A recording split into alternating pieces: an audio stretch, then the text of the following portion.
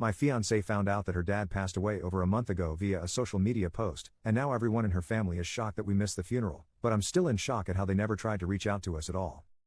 So I, 27M, proposed to my fiancée, 26F, back in March. Her dad was the only person I talked to beforehand. I asked for his blessing and he was super kind about it. I only met him a couple times before that, but we had a good conversation and I could tell he really loved her.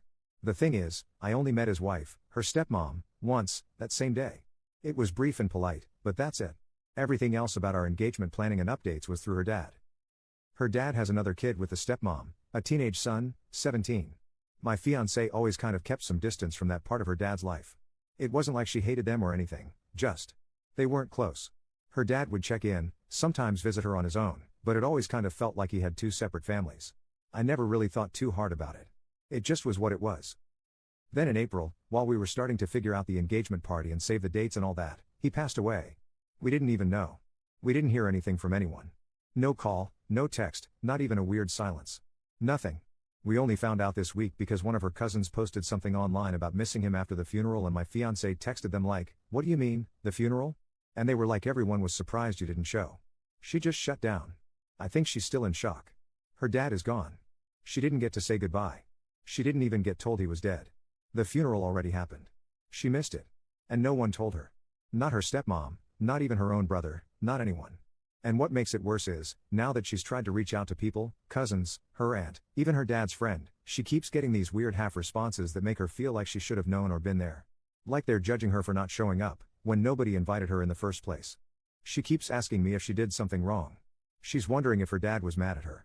I do think he was happy for us, but now I don't even know what's true anymore.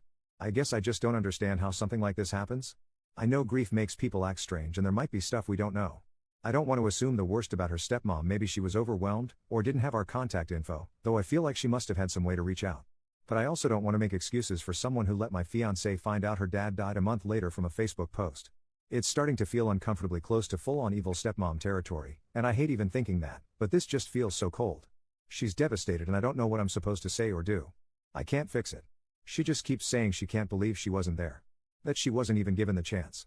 And I'm angry too, but mostly I just feel helpless. And sad for her. I guess what I'm really asking is, how do I help my fiancée grieve someone she didn't even get the chance to say goodbye to?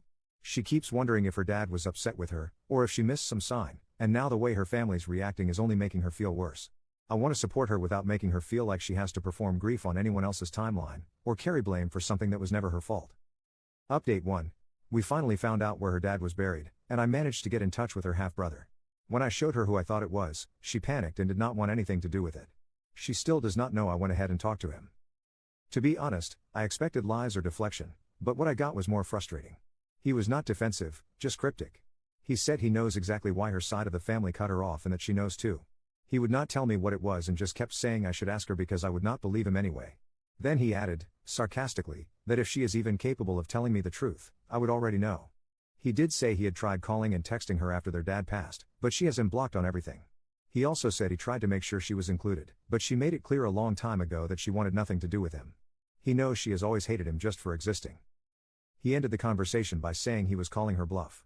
That she does not really want anything to do with her dad's side of the family. He even asked, did she ever say she was inviting any of them to the wedding? That part stung a little. I will not pretend to know the full story, but I am starting to feel like this is not a case of one person being awful. It feels more like years of silence and resentment that turned into something cruel. We did get some clarity on the legal side. There probably will not be a fight with the stepmom. The brother told me everything that is needed. We are working with a lawyer, but it will take time. The executor has up to 2 years before probate has to start. Even then, anything she may be entitled to would be split evenly with him, and only applies to accounts that were solely in her father's name. We are not expecting anything substantial, but she deserves to know she was not forgotten. Since real closure is out of reach, we are creating our own. Someone suggested planting a memorial tree. We love that idea.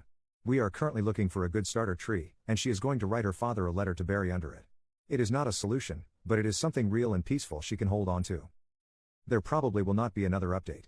I am realizing that trying to untangle her family's damage might only hurt our relationship. If I want a healthy marriage, I need to protect her peace more than I need to win a fight that was lost a long time ago. Update 2. I've taken time to process everything before writing this, because I wanted to be clear-headed and fair.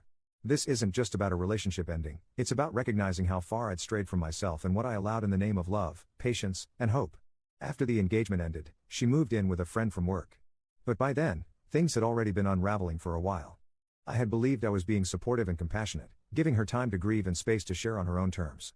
But the truth was, I was being emotionally manipulated. She pretended to want to reconcile with her brother after hearing about her father's death. At the time, it felt like a breakthrough. I thought she was softening, maybe healing. But that was just a performance to win sympathy and deflect hard questions. The more I learned, the clearer it became that she had no real interest in reconnecting, only in looking like the victim. What's hard to admit is how many times she manipulated me subtly, shaping narratives and using silence or emotional withdrawal to make me prioritize her even over lifelong friends and family. I now see how isolated I became. One friend I reconnected with after everything joked, "You didn't date her, you ran her PR campaign." It hit harder than I expected, because in some ways, it felt true. There were moments where I wasn't just supporting her, I was constantly explaining basic respect, empathy, and how to show up in a relationship. It started to feel less like a partnership and more like I was trying to teach someone how to be a decent person. That kind of emotional labor takes a toll, and looking back, I can see how much of myself I lost in the process. I had reached out to her brother initially to confront him, but his response was surprisingly calm and cryptic even. After the breakup, I spoke to him again, and this time he told me the truth. The family had cut her off because of repeated abusive outbursts not just toward her father, but also toward her stepmother and brother. He said I wouldn't have seen it because she saved that side of herself for them. He even brought her father's old phone. The texts between her and her dad were awful, cruel, manipulative, and downright abusive. Honestly, I don't even know how or why her dad stayed in contact with her after receiving the things she wrote. If my own child ever said those things to me, I would have cried and cut contact. No parent deserves that level of cruelty. After her father passed, she started lashing out at me too. That's when the pattern revealed itself. Ironically, she didn't even mind that I spoke to her brother until she found out I helped him with a scholarship site. And help is a stretch. I mentioned the Common App, something I always bring up when college comes up in conversation. It's not some special effort. I've told my own cousins the same thing. It's a single application site that makes you sound like you know your stuff and gets kids on track fast. If they apply through it, they're pretty much guaranteed to get into somewhere. She knew this. She had seen me do it with my family. But this time, she twisted it into a betrayal like I'd committed some criminal offense. She realized I had spoken to her brother because I showed her a Reddit post to help her understand where I was coming from. That's when everything shifted. Even then, I didn't end things immediately. I asked if we could slow down and delay the wedding. Instead of meeting me with honesty or reflection, she shut down and turned hostile. Maybe it was her way of pushing me away, but if so, it worked. After the breakup, she kept reaching out, apologizing, saying she'd get help. But I had already asked her to consider therapy earlier in our relationship, and she refused every time. Now that everything has come to light, I can't see myself marrying her, much less raising a child with someone who hides so much, lashes out when cornered, and only offers change when everything is already broken. My family has been nothing but supportive through all of this. My sister is even staying with me right now. She joked that it's for my protection, but honestly, it just feels good to have family around again. For the first time in a while, I feel like myself. So that's it. No more what ifs or excuses. Just the truth, and a fresh start. There won't be any more updates as this account serves no purpose anymore.